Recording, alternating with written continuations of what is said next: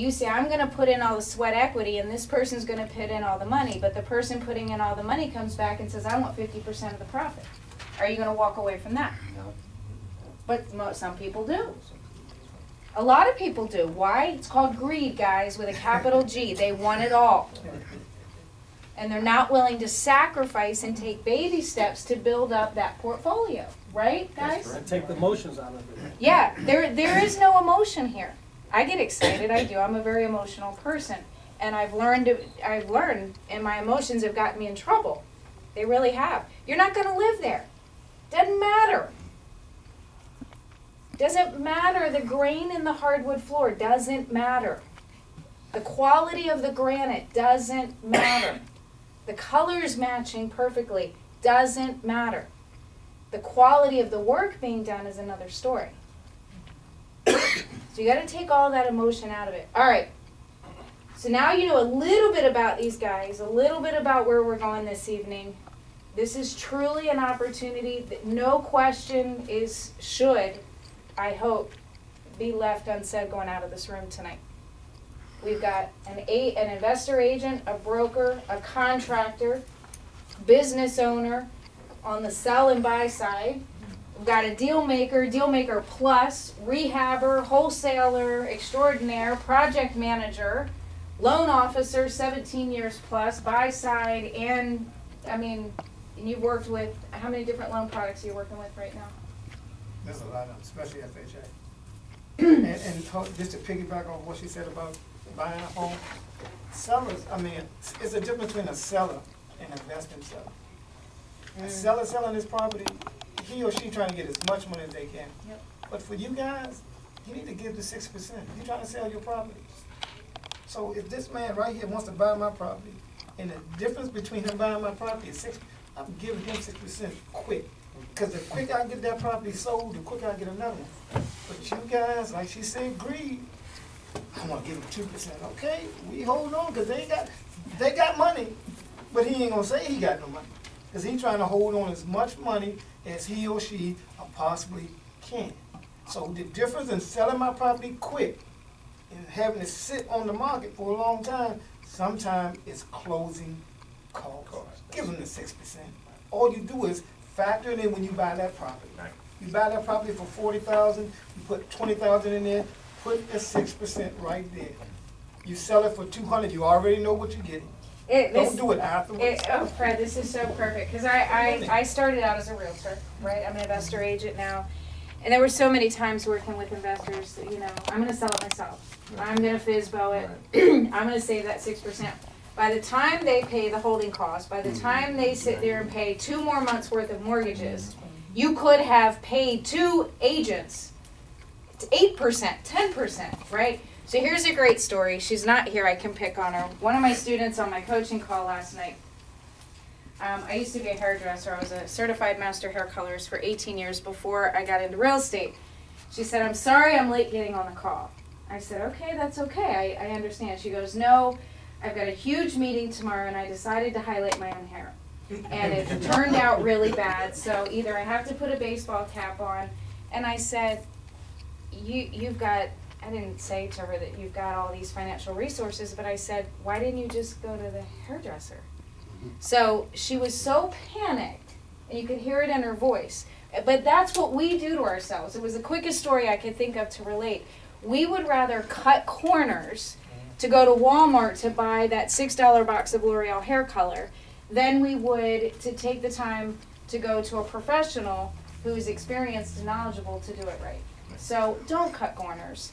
You know, don't try to do that, especially in today's world. It's just not worth it. So, who has questions for these guys? Because I know they're brewing out there. Ken. I have got to be, I'll introduce myself, Ken Williams, and I have got to be, most likely, the greenest to the real estate industry. Wonderful, welcome. Welcome. Thank you. And one of the things that I was hoping to get a little bit of insight on, I don't know if you gentlemen in particular could help me, is where do I begin with my entity? Does anybody have a suggestion as to how to start? LLC, individual, corporation? Are those something that anybody could maybe? Shall I disclaimer? Yeah, please give I'm us not, name. Sid's not, Lacey's not, and Fred are not CPAs or attorneys. I understand that. So we can't give legal advice or tax advice. Uh-huh. My question, and I'm gonna answer it, and then I'm gonna ask each of them to answer it too, okay? If you're new, and if you're just getting started, why are you worried about setting up an entity right now? I felt that it went hand in hand with the education and presentation and being able to approach lenders, sellers, possible buyers, and not only begin to understand and feel confidence in myself, but confidence for them to have confidence in me as well. That part of that was to introduce myself as more than just an individual. Okay, And that was my concern. That is my concern. absolutely, Sid. Well, I mean, do you have employees? Just you? No, just Well, myself. just do the LLC. That would be the fastest and the cheapest way to protect yourself and protect your assets. But if you had employees, then I would maybe suggest doing the S corporation. But since you don't have any employees, the LLC would be the best thing to protect you. Thank you, Sid, and I realized that coming right out, asking the question that neither of you gentlemen were here for that reason tonight. But you know, it was offered, I did take the opportunity, I asked, and I got, so thank you. Right. And yes, because those are the two things that I've been considering. And thank you too, Tammy, for, hey, wait a minute, why do you need that right now? Right. You Now haven't- I'm gonna put my investor hat on, and I'm gonna share two sides of it. All of you in this room will have to hear this, okay? Some things that I say you'll love to hear, and some things are just simply, it's blunt, but it's because I've learned it 15 years and I wasn't taught it. We're taught when we go to these seminars and things like that, you know, go get an LLC, go get your first deal, go get an LLC, da da da da da. An LLC costs $150. You know, you get it expedited, you go down, you set it up, and it's 123 Main Street LLC, okay? It's not a big deal. It's a limited liability corporation, and the only reason it exists is to limit your liability. But unless you are actively doing real estate, and I know you're new, and you're actively getting there, until you have that deal, you don't really need the LLC. Okay. Now that's one part. When you get the deal, and you get the deal tied up, now you have to decide, are you gonna flip it and hold it? Are you going to hold it long-term as a buy and hold and rent it out? Are you gonna turn around and wholesale it to someone? Or are you going to turn around and rehab it and then flip it to sell? Because if that's the case, that LLC has three completely different reasons for its existence, right? If you're going to tie up, let's take Charlie. Charlie's got a deal. Okay, right now, I'm gonna help him with it. This is live, this is real. I will advise him to tie this property up never in his own name. Lesson number one, never ever tie real estate up in your own name. It's very dangerous, okay? Because if you get sued, all any attorney has to do is open up the books, public records, and say, what does John Doe own? And they see what you own, and they say, oh, he's got 10 homes. I'm gonna sue him. But if the lawyers open up the public records and they don't see your name anywhere, then guess what they're going to say to that person sitting there in front of them that wants to sue you? They don't have any assets. Sorry. Sorry, no. Go on your way. Okay, so you have this property. Charlie's got this property, and he was going to tie it up. And I'm not going to let him tie it up in his own name. So he's going to tie it up on a piece of paper that says Charlie, what's your last name? Murphy. Charlie Murphy. Now you write this down. Ready? Ken, what's your last name? Williams. Ken Williams, comma, and or assigns. That means you have the right to now assign 123 Main Street LLC, which is a shell LLC that has nothing in it yet. It's just been created, but there's no assets in it. Okay, nothing. It's just a shell. Charlie now has this piece of paper. Can I see a piece of paper? Because I'm visual.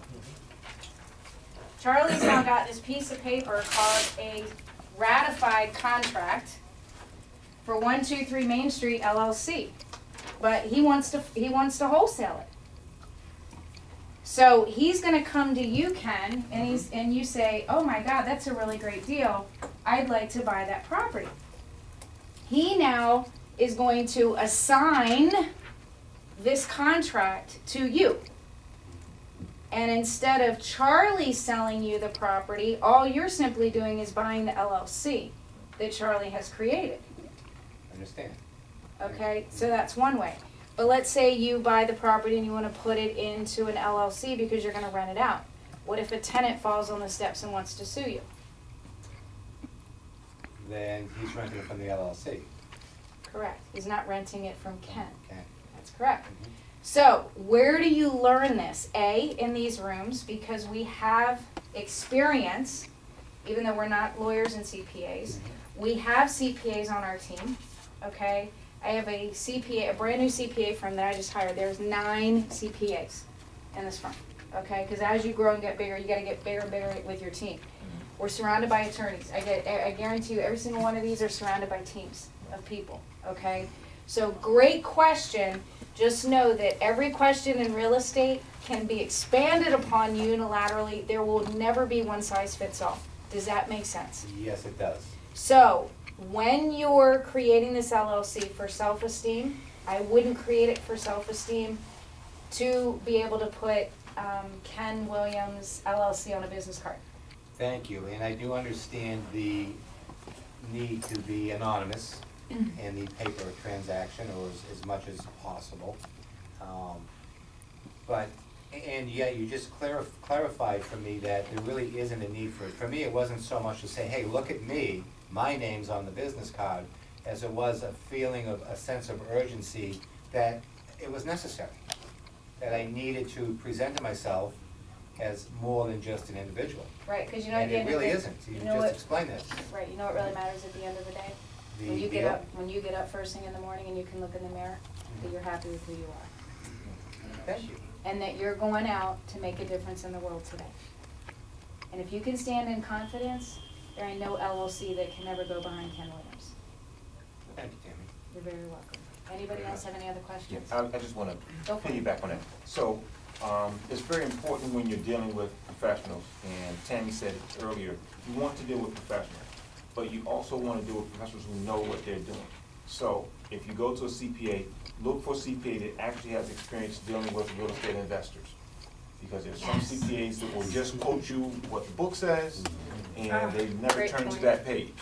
So, make sure you're dealing with real estate, when you're dealing in real estate, you deal with real estate attorneys, title attorneys and title companies, and CPAs who have clients or deal with clients that understand real estate and investing. Because you'll get bad advice if you just go to your cousin and your cousin just does taxes for the middle income homeowner. Thank you, Ah, Lacey. Lacey, that was Just powerful. make That's sure you use huge. professionals Yeah. in that specific part of the field. That's what stopped me from going to legal, Zoom.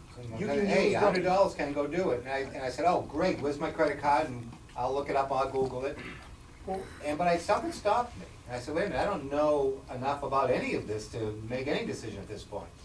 And, I did start getting online. I do have a friend that was referring me. That's how I came across these emails. And I'm here for exactly that reason, to get started, to introduce myself, be introduced, Awesome. and Let me just gain that piggyback education. off that. I'm sorry to interrupt. Also, if you use the right CPA, at the end of the year, because I'm always looking at the NOI, I'm always looking at the P&Ls and the profit Okay. balance sheets. Can I interrupt you? Yeah. Okay, tell everybody what an NOI is. Oh, okay, net operating income, at the end of you want to see how much income that was made, the NOI, for your business. So if you do a Q1, Q2, Q3 report, you want to look at your returns to see what kind of income have you made. So if you get the right CPA, the right tax person, that person will actually help you increase your return overall by 10 to 12% by using the right codes with the IRS. So as a real estate investor, there's things that are available to us that are not available to other folks out there. There's special categories that we fall under as long as your CPA understands those categories. So instead of making a 25% profit margin, you could actually end up making more of a 35 to 40% profit margin if your taxes are handled properly. Right. Thank Do- you, Sid, and I'm sorry. I No, it's interrupted. I okay. interrupted that part also. Do anybody in here, does anyone in here know why our IRS tax code was written? For the protect wealthy. Say that again? Protect To the wealthy. protect the wealthy. Right. Okay, our USA tax code was written to protect the wealthy. They're vehicles, okay? The LLC, the self-directed IRA, all of these things are called vehicles, okay? For the wealthy to be able to protect their wealth and their assets, okay? Offshore investing, I mean, it goes on and on and on. So our goal, what we've been taught as an American is we go to elementary school, right? And then what do we do? Then we go to high school, then what do we do? Then we go to college, then what do we do? Get a job. Then we get a job. Now, how old are we at this point? 22, 23, but let's say we're going for a PhD. 25, 26? Okay, then what's next? Job. You get the job, then what? Right. Then usually, then you're supposed to find a life mate, right? Whatever that may be. There may be children involved, right? Now you get up into the late 30s and early 40s, and all of a sudden, yeah, divorce. Yeah, we got divorce. I know Yeah, it's been yeah. So then all of a sudden, you start to realize that you've lived a life a little bit, and you're like, wait a minute, I'm doing this for my mom or my dad, or this isn't what I want to do. Anybody been there? Right? There's got to be a better way, right? So you start looking into alternatives, and hence we come into real estate. Well, I can share with you that if you follow that white picket fence, if you pay into all of the taxes, and you are so excited that every year between January and February you're going to get this huge refund, something's wrong. Okay? I live to pay no taxes, and I don't. Pay very little, because they're all sheltered. My assets are spread, my asset is covered, and everything else in between is completely sheltered and put away. And that's what you should be focusing on. How do the wealthy get wealthier? They protect their what? Assets, okay? And they shelter their money. That's what you need to learn how to do to become financially independent. Guys, please jump in and piggyback on that. Sure, I think that's a very, very important point. So, what Tammy said is very important, but don't be paralyzed by that. So get started. Just like she was saying, you don't need an LLC to get going. Same thing. Yes, you want to protect your assets and have those things and work towards that. Get started.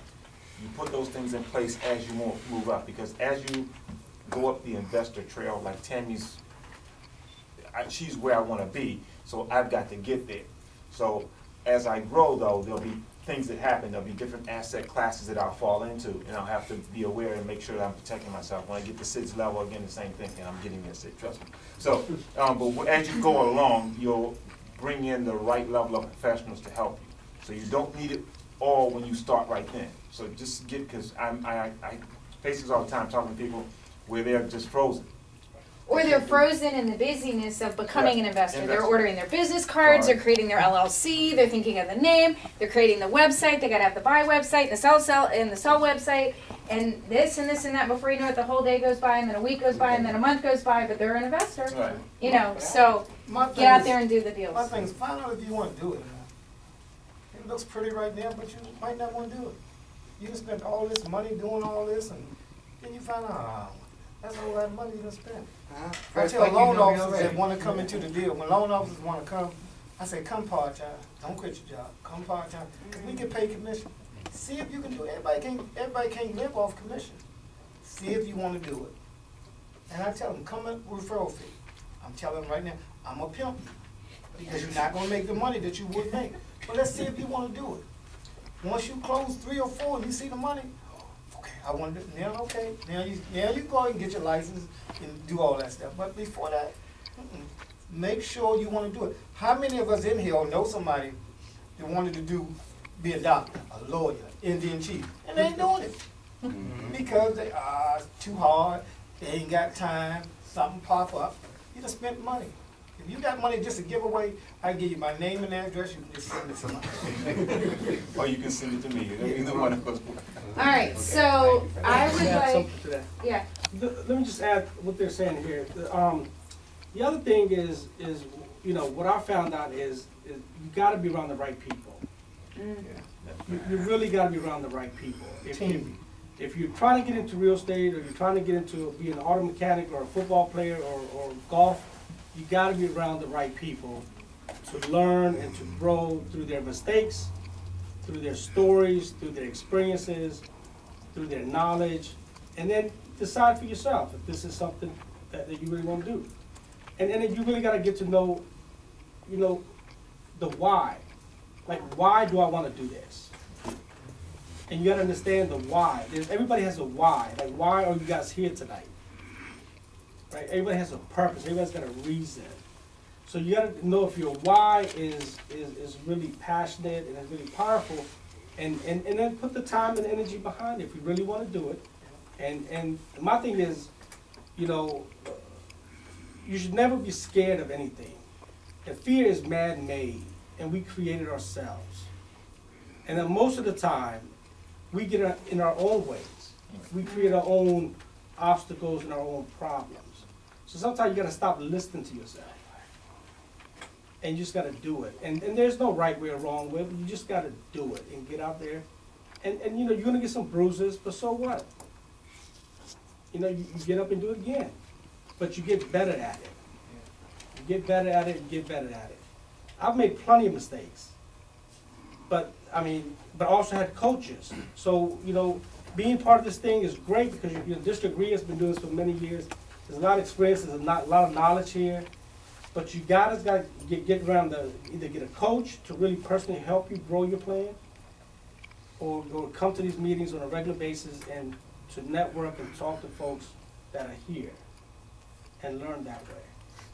Thank you. Cheryl. I think especially for beginners, you're gonna be very excited about what you're doing and what you're learning, and you're gonna have people around you that don't matter what you do, they're gonna say, you can't do that, you can't do that, you can't do that. But I did. Okay, you know, and don't listen to them. Those people have never tried to do what you're attempting to do, and don't let them sabotage you. Usually we call those the dream stealers, and usually they share the same last name as you. Most of the time. How many of y'all keep track of boxing? Of boxing? Yeah.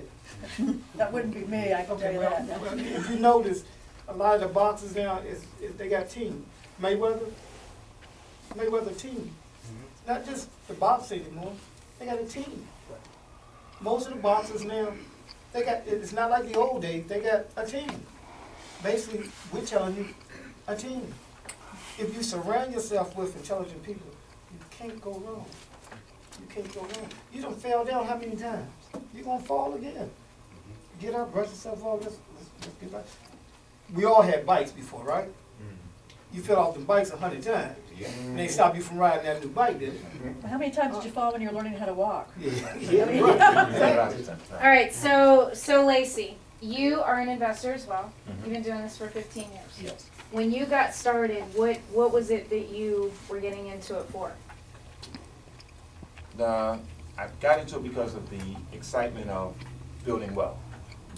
Taking the opportunity. I mean, I'm from a neighborhood called Landover, Maryland, actually Palmer Park, to be real about it. And I saw an opportunity that I could create wealth through real estate and real estate investing. You know, watching Carlton Sheets and some of the other, some of y'all too young to know who Carlton Sheets are, and some of the other gurus that were on TV back then. But they showed how you can actually create wealth through investing in real estate. So through your journey, how did you become this deal maker?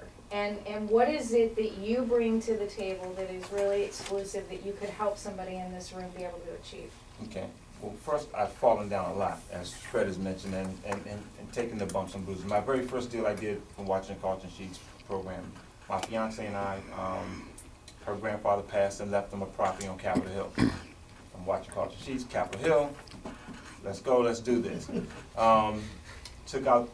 to found a hard money lender, took out the loans necessary to rehab the property, and basically learned all the things that you're not supposed to do when you hire a contractor. Again, the Galton sheets, they tell you about all those parts right there. But through that, learned, you know, the things that you're not supposed to do, and then I began to share that with other people. Completed the project, through some bumps and bruises, but we sold the property and everyone was happy. I ended up with a little bit of debt on me, but we did get out of the project. And then I just started taking that knowledge forward. The very next thing I did was got married, and we were looking to buy our first home. Bought that first home, no money down, walked away from the closing table with cash. The pictures of my wife and I spreading our money out on the table of the cash that we had when we walked away from closing. Very different scenario than the first one. Right, very different scenario. But became intrigued with doing loans, and I started doing loans part-time and ended up doing loans full-time, working for one of the national companies that no Oh, so you've been a loan officer as well. Yes, So you have that behind you. Right. Wow, I didn't know that. Yes. So I Very work, cool. Yeah, I work Okay, for a loan company called AmeriQuest. I can talk about them now because they're no longer in business. And since my background was working with investors, and I came to that company, I'm like, oh, well, that's great. But I kept bringing investor loans, and at that time they were interested in a different kind of loan that had more points and more money that they could make. But through that process, found out that I really wanted to help people share, and make sure that if I could help them not make the mistakes that I've made, started doing that, and that's where that little wholesaling piece came, because I actually started finding, okay, I got an investor. Let's go find you some properties. Because if I find you a property, you're going to come do a loan with me. So I started finding properties for my investors, and I had several investors I worked with, and we did 4 or 5 loans together because, again, relationship. Right. So some of the investors that are in the room tonight, okay, just getting started, Right. and they need someone to work with them to help them. Yes.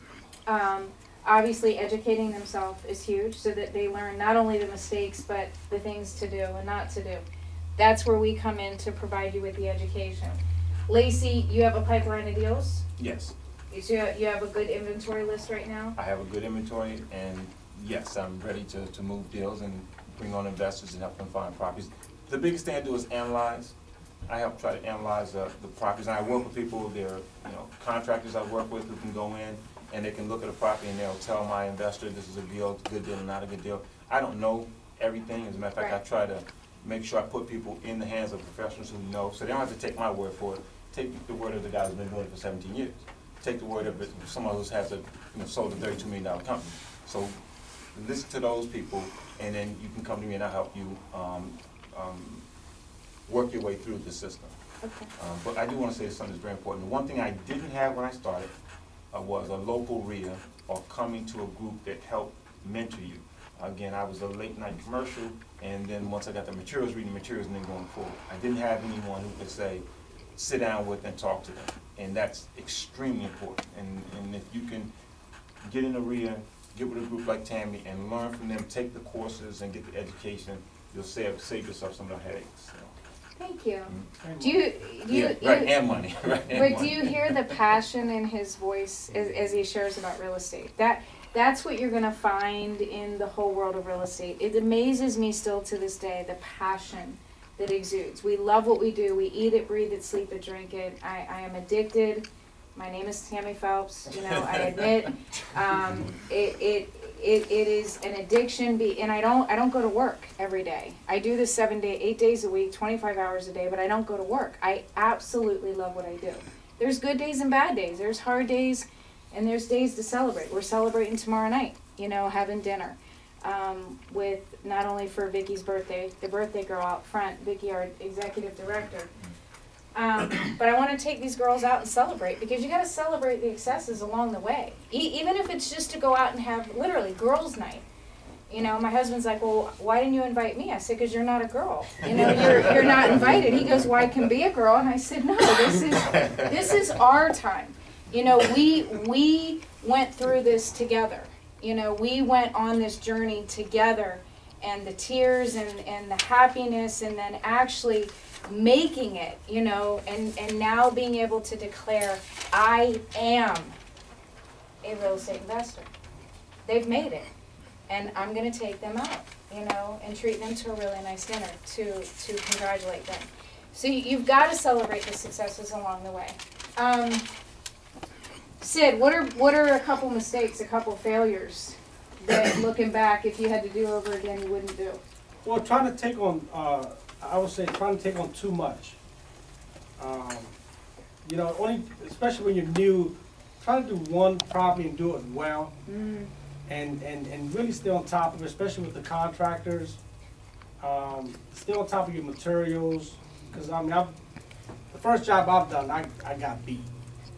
I mean, they charged $96,000, whereas I look at it now, I could do the same job for $45,000.